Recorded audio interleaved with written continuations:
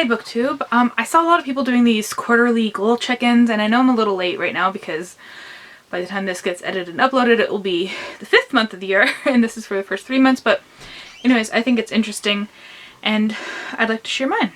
The eerie underglow that you're seeing right now is because I have my laptop here with all my notes because I'm about to talk numbers and I didn't want to memorize them. So yeah, let's just get into it. So some interesting stats first. This mostly be about goals, but I'm going to talk about stats. So I finished 27 books in the first 3 months of 2021. That is 8,442 pages for an average of 312.67 pages per book and 2,814 pages a month.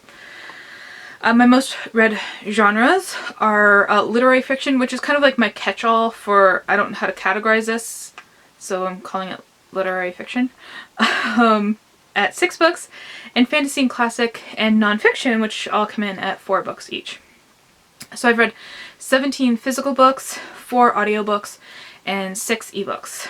And I've read a total of 25 adult books and 2 YA books. And 33% of my reading this year has been by BIPOC authors. So here are my original goals and how well or not I've been doing on them or how they've changed. So the first goal is to read 100 books, and I've read 27, which is 27%, and we're 25% through the month, so I think I'm pretty on track there. I was going to reread 1 book a month. In January I read Can You Hear the Night Bird Calling? I didn't do it in February, and in March I read The Iliad. My third goal was to read 1 Black authored book a month. In January that was George and Rue by George Eliot Clarke. In February I read Passing by Nella Larson, Go Tell It on the Mountain by James Baldwin, and Butter Honey Pig Bed by Francesca Equiasi. And in March I read The Death of Vivek Oji by Akuyaki Amizi. Then I was supposed to read 1 Indigenous authored book a month. In January I read Indian Horse by Richard Wagamese. In February I read Johnny Appleseed by Joshua Whitehead. And in March I got a good way through Ceremony by Leslie Marmon Sulko, but ultimately decided I had to set that aside for the moment. It just wasn't speaking to me. It's not a hard DNF, it's a soft DNF. I'll get back to it eventually. Then I was going to read 1 book a month on religion. In January I read Saving Jesus from the Church by Robin R. Myers. In February it's a bit of a cheat, but I'm counting Go Tell It on the Mountain because it's fiction, but it is about religion. And in March I read The Sins of Scripture by John Selby Spong. I was going to read more nonfiction. I read 4, 2 of which were about religion, and the other 2 were Will in the World by Stephen Greenblatt, a biography of William Shakespeare, or more about the time William Shakespeare was in, and the other was 117 Days by Ruth First, which is about her experience as an activist in South Africa during apartheid, and they made this law that they could just arbitrarily arrest people and put them in jail for 90 days at a time, and she got arrested twice for a total of 117 days. I also want to read 1 graphic novel a month. In January I read Rose by Jeff Smith. In February I read Road to Perdition by Max Allan Collins. And in March I read Fables Volume 14 by Bill Willingham and Black Dossier by Alan Moore. I want to read 1 ebook a month. In January that was Indian Horse. In February it was Johnny Appleseed and Hench by Natalie Zena Walshotz, and in March it was The Hanjin Murders by Seishi Yokimizo. I honestly thought I'd be reading more than 1 ebook a month, but haven't been doing that. I want to read 1 audiobook a month. In January I started The Grey House by Marion Petrosian. I don't know how long that audiobook is, but the book is over 700 pages, so I didn't finish it in January. I finished that in March. In February I listened to Passing and Butter Honey Pig Bread, and in March I listened to Will in the World and then finished up The Grey House. I want to read 3 of the Malazan books. I'm hoping I can still do that. I've read 1 and it's taken me 3 months to read it, just because I like to pay attention to it. It's a book you really have to pay attention to, so it does take me a bit of time. I wanted to reread Ulysses. I decided to put that on the back burner. Yeah, I'm just overwhelmed by some other stuff, so I decided just to put that off for a little while. It's, you know, I may come back to it. I doubt it. I wouldn't be upset if it was put off for a year. I want to read one full shelf of wrapped books. I ended up unwrapping all of my books, so yeah, I think I'm on good track for that because I've read 17 physical books so far though, so I think I'll probably, I think there are like 25-ish or so on each shelf. So even though I've unwrapped all the books, I think I'd still be able to read a full shelf of books. But there's no way of keeping track of that now because of how my TBR is organized. I wanted to choose more books by female authors. So 29% of my reading as female authors, which is not ideal because my overall total for 2020 was 35%. So there's definitely room for improvement there. I have read 2 books by non-binary authors and 1 book by a person who identifies as two-spirit. So that kind of pushes the gender balance as well. I wanted to choose authors from different countries. 5 authors, different countries other than US, Canada, and the UK, because that's where I read a lot of books from, and I wanted to branch out to other countries.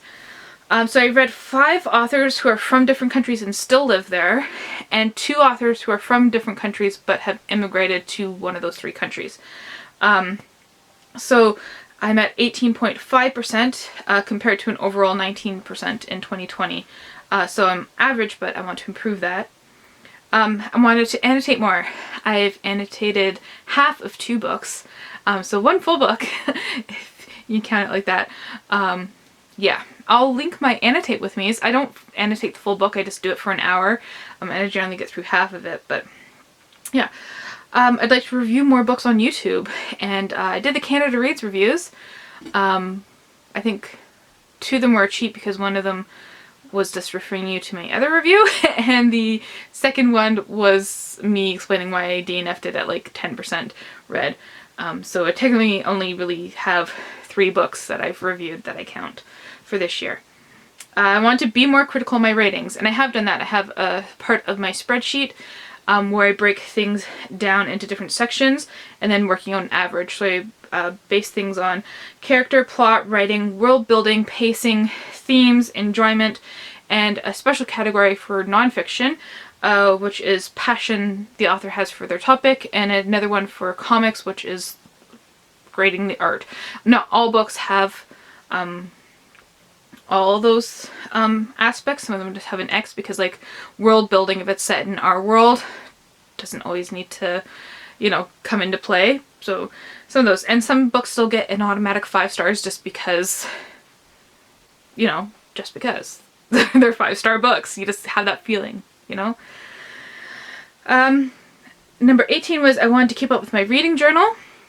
And I have done that, and I'm constantly adding new pages, and I'm having a lot of fun with it, doing different art stuff, and lots of stickers. I've got lots of stickers.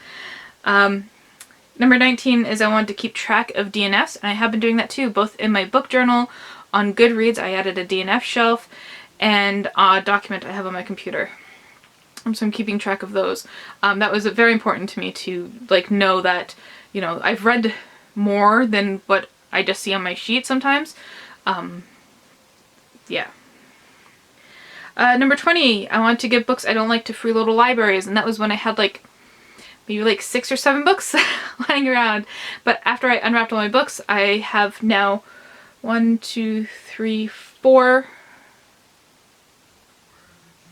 big boxes and 1 small box of books that I want to get rid of, and there's only 3 little libraries in my town, so it'd take me a few years to get those books out of here if I do that, so I'm gonna find some place else to get rid of those books. My last goal was supposed to be a year-long book buying ban, and I had really good intentions, but when I unwrapped all my books, I discovered there were a lot of holes in my shelves. Yeah, there was a lot of things that I had to rectify with book purchases. And I'm not just justifying that because I wanted to buy books, but I noticed there was a serious hole in my reading.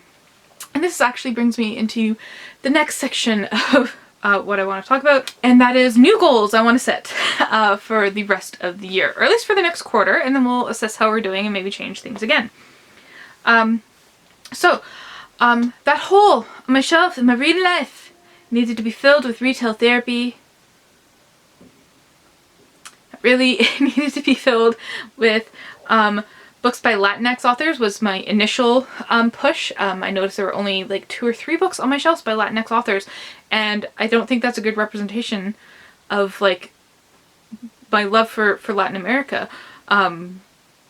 I studied Latin American history in university. Like, this is something I'm passionate about, but I guess it hasn't been something I've been keeping up with. So I had to rectify that. And just recently, I noticed a lack of LGBTQ+, and lack of disabled authors. In particular, physically disabled authors.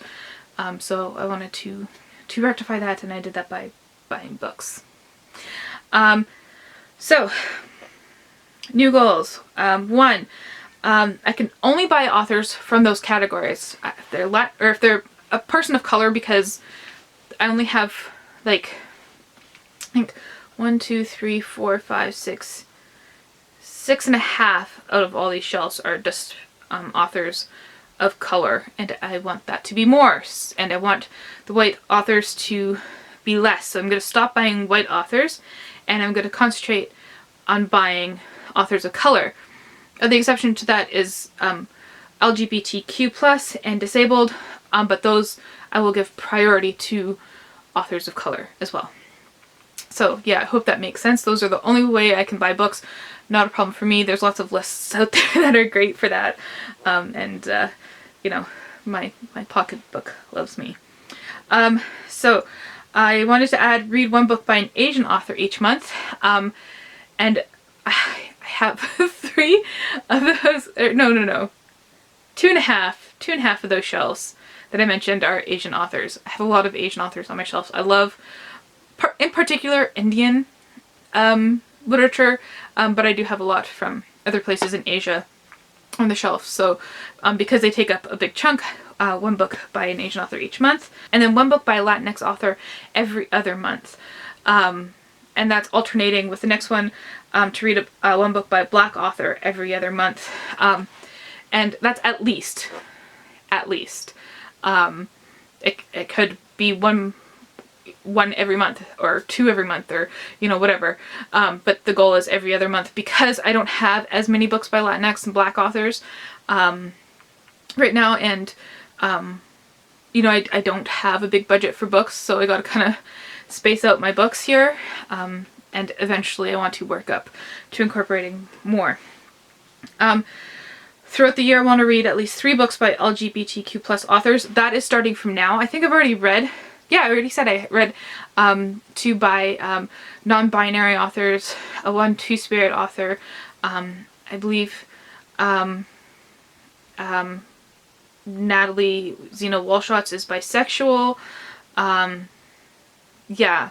The thing is, I don't like querying or prying too much into that, so if it's not stated in their author bio or somewhere on their social media, or in their social media bio mostly, that they do identify as that, I don't really like prying too much into it. So that's why I think it's gonna be harder to find books by LGBTQ+ authors. And then I want to read 3 books by disabled authors. So this is just a brand new category that I just started looking at, so I just have a few ebooks now. And I want these to be mostly fiction, because I've been working with physically disabled people since I was 17, and I'm now 35, so more than half my life I've been working with people who have physical disabilities, so I'm pretty well versed in, you know, their lives, and the way it's affected them. And, you know, even as a kid, you know, I was friends with people who had physical disabilities too. So I feel like I'd rather read some fiction at this point by people with disabilities, and adult fiction. So that's even harder to find because a lot of the books by disabled authors, not featuring disabled characters, but by disabled authors, is either middle grade or YA. So it's a little harder to find those right now.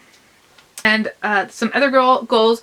These are just kind of to put numbers on the goals that I mentioned above, because it was just kind of like read more female authors. And I was just like, no, I need some solid numbers now because those are the goals that I'm actually reaching, right? So I want to read at least one nonfiction that isn't about religion a month. I have a nice stack. I have a ton of audiobooks and ebooks that are nonfiction. So that'll be a way to rectify. So that's a way that I could rectify that. I want to read at least 40% books by female authors for the rest of the year. So it might not work out for 40% throughout the whole year, because my stats this year were this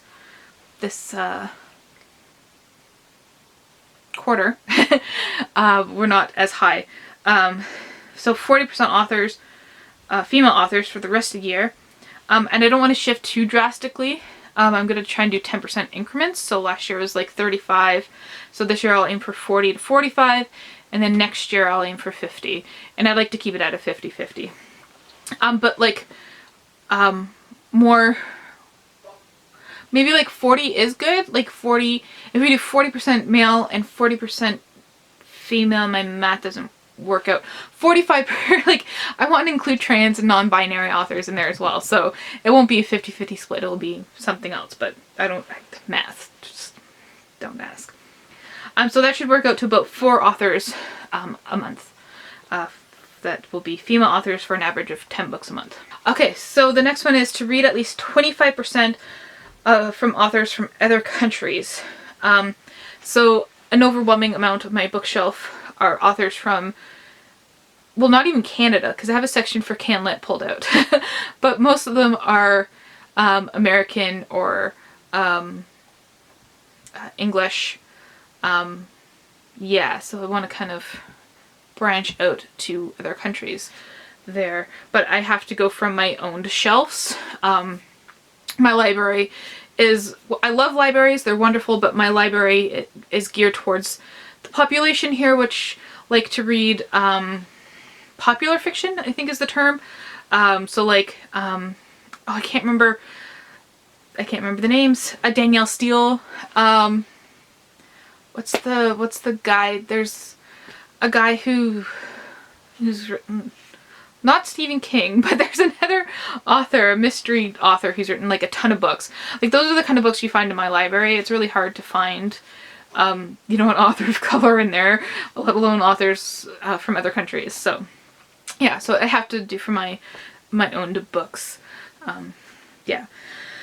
Anyways, that wasn't an excuse. That was just me kind of explaining. That number will be low this year, and hopefully I'll be able to balance it out, because I can't afford to go out and buy a whole bunch of books all at once. Like sometimes I can, if there's a bonus or there's a good month or there's a month with 3 paychecks. Yeah, so that's a different situation, but most times I don't have a lot of extra money floating around for books. Okay, I want to complete at least 2 annotations a month from now on. So in order to do this, I'm going to choose, I tend to go for the heavier books, because those are ones I really want to engage with, but they take a lot longer, obviously. So I think to do this, I'll accept like one really kind of lighter work, a piece of fiction that just had some really cool pieces, or a work of fiction that has some like cool lines in it that I want to, jot about or make notes about, and then a heavier nonfiction type book. And lastly, I want to review at least 3 books a month on my channel. And I know this is going to come back and kick me, but that's my goal. That's what I want to do. And those don't include wrap-ups, Friday reads, currently readings, those kind of things. A solid video about 1 book. That's what I want to do. Yeah, so that is my quarterly goals check-in.